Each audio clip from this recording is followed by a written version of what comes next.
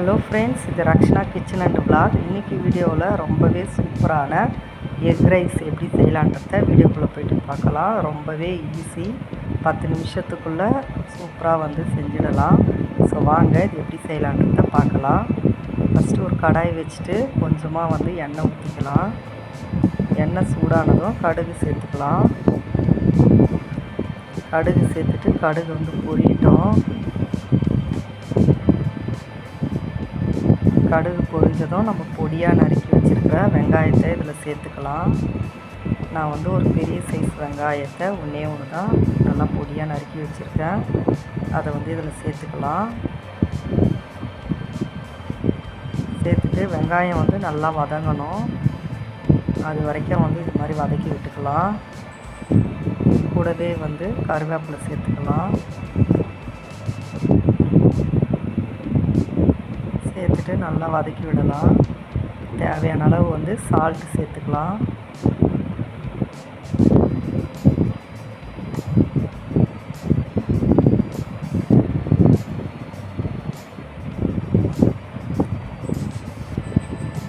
நம்ம வீட்டில் இருக்கிற பொருளை வச்சு ரொம்பவே ஈஸியாக செய்யக்கூடிய ரெசிபி இது.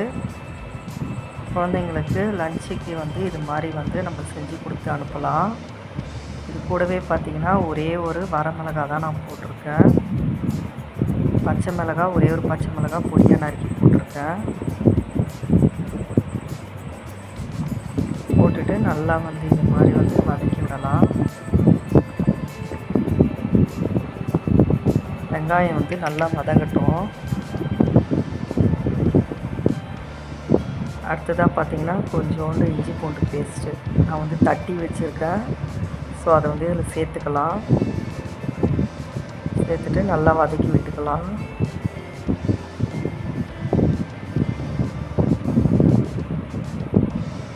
பூண்டுடைய பச்சை வாசனை போகிற அளவுக்கு வதக்கிக்கலாம். அடுத்ததாக பார்த்திங்கன்னா ஒரே ஒரு தக்காளி தான் பொடியாக நறுக்கியிருக்கேன். ஸோ அதையுமே இதில் சேர்த்துக்கலாம். நான் பெரிய சைஸு தக்காளி எடுத்திருக்கேன். அதை பொடியாக நறுக்கி இதில் சேர்த்துக்கிட்டேன். ஸோ தக்காளி நல்லா வதங்கணும். இது கூடவே பார்த்திங்கன்னா கொஞ்சமாக நம்ம மஞ்சள் தூள் சேர்த்துக்கலாம். சேர்த்துட்டு நல்லா கிளறி விட்டுக்கலாம்.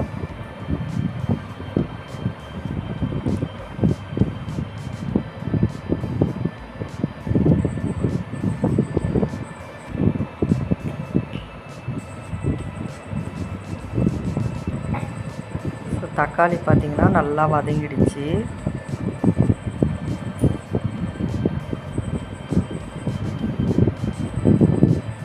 இந்த அளவுக்கு நல்லா வதங்கினா போதும். இது கூடவே பார்த்திங்கன்னா கரம் மசாலாவும் தனியாத்தூளும் சேர்த்துக்கிறேன். 1/2 ஸ்பூன் அளவுக்கு சேர்த்துட்டு நல்லா கிளறி விட்டுக்கலாம்.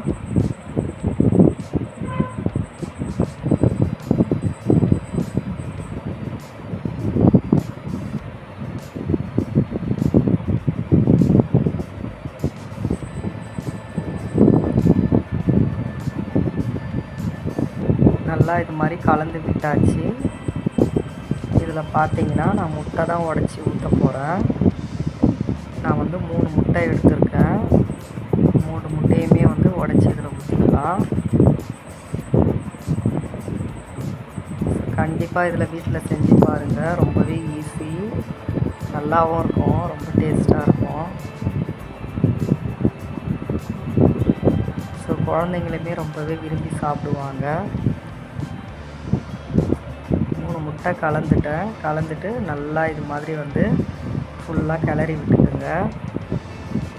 இது பார்த்திங்கன்னா நம்ம கை விடாத கிண்டிகிட்டே இருக்கணும். மீடியம் ஃப்ளேமில் வச்சுட்டு கிண்டிகிட்டே இருங்க.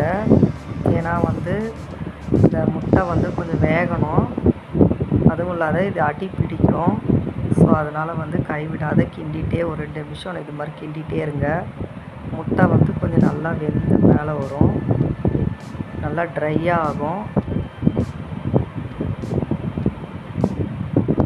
ஸோ கைவிடாத சிம்மில் வச்சுட்டே இது மாதிரி கிளறி விட்டுகிட்டே இருங்க.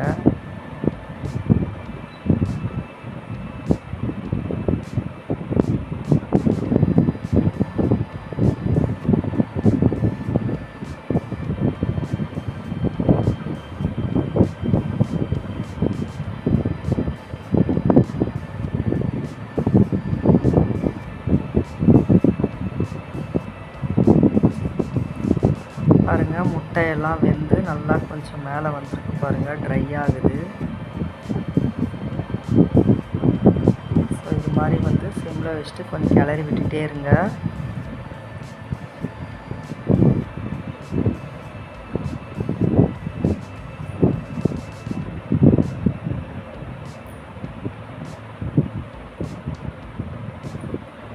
பாருங்கள் நல்லா ட்ரை ஆகிடுச்சு, முட்டையுமே நல்லாவே வெந்துடுச்சு. நல்லா முட்டை பொடி மாசு மாதிரி இருக்குது பாருங்கள், சூப்பராக இருக்குது பார்க்குறதுக்கே. இது கூடவே வந்து நம்ம வடித்து வச்ச சாதத்தை இதில் சேர்த்துக்கலாம். சாதத்தை வடித்து ஆற வச்சிடணும். ஆற வச்ச சாதத்தை இதில் கட்டிகள் இல்லாத அளவுக்கு நம்ம உடச்சி சேர்த்துக்கலாம்.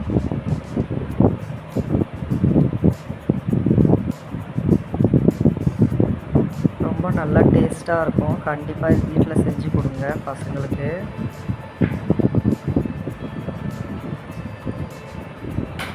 ஸோ தக்காளி, வெங்காயம், இஞ்சி பூண்டு பேஸ்ட்டு, மிளகாய் சேர்த்துருக்கோம். நம்ம வர மிளகாய் ஒன்று, பச்சை மிளகாய் சேர்த்துருக்கோம். ஸோ கூடவே பார்த்திங்கன்னா கரம் மசாலாவும் தனியாத்தூள் எல்லாமே சேர்த்துருக்கோம். சேர்த்துட்டு எல்லா மசாலாவும் ஒன்றா இருக்கா மாதிரி நம்ம நல்லா மிக்ஸ் பண்ணிக்கிட்டுருக்கணும். ஒன்றோட ஒன்று நல்லா கலக்கணும்.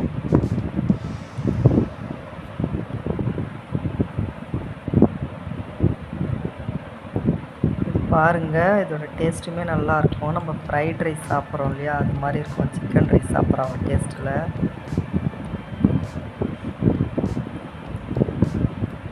சிக்கனை கூட நம்ம வறுத்துட்டு சிக்கன் 65 பண்ணிவிட்டு கூட இதில் சேர்த்துக்கலாம். சேர்த்துட்டு சாப்பிட்டோன்னா அந்த டேஸ்ட்லேயே இருக்கும். லாஸ்ட்டாக பார்த்திங்கன்னா மிளகுத்தூள் வந்து இது மாதிரி கொஞ்சமாக தூவி விட்டுடலாம். கடைசியாக தூவும்போது இன்னுமே நல்லாயிருக்கும்.